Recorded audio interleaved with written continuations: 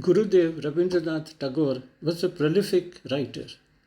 During the 80 years of his life from 1861 to 1941, he wrote 50 novels, 50 plays, 100 short stories, 2,000 essays, 3,000 poems, and 15,000 letters. He also composed his own music for his poems, creating a new genre that is now known as Rabindra Sangeet, and which has become an integral part of Bengali culture. His composition, Jana Gana Mana, was adopted as independent India's national anthem. In the year 1901, Tagore founded an experimental school that blended Indian and Western methods of teaching and learning, named Shantiniketan, which in 1921 was accorded the status of a university and renamed as Vishwabharati.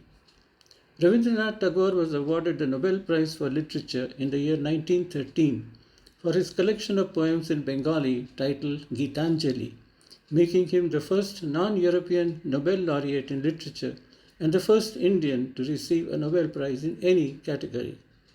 However, what is most noteworthy and interesting about Tagore's life is that at the age of 63, he decided to stop writing and instead took up painting as his medium of expression.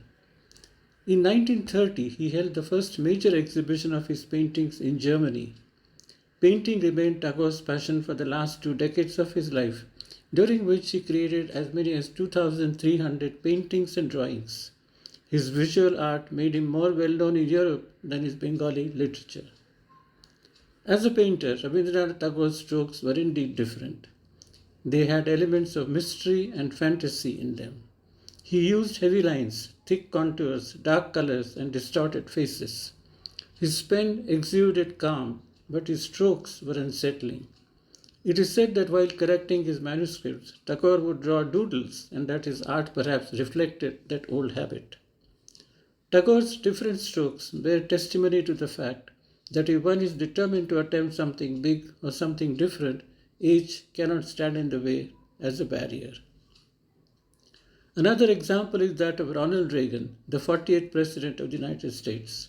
Ronald Reagan was born in 1911 in the state of Illinois. He studied economics and sociology in college, but those were the years of the Great Depression and he had to take up a job as a radio announcer. But in 1930, with his clear voice, confidence, and storytelling skills, Reagan arrived in Hollywood. He got a contract with Warner Brothers, and by 1960 he had acted in as many as 50 Hollywood movies. He excelled in roles of athletes, soldiers, and men of authority. Ronald Reagan, after becoming famous as an actor, slowly veered into politics. So intense was his involvement that in 1966, at the age of 57, he was elected the governor of the state of California and served 2 terms. In 1981, at the age of 69, he became the 40th President of the United States and was subsequently re-elected for the 2nd term as well.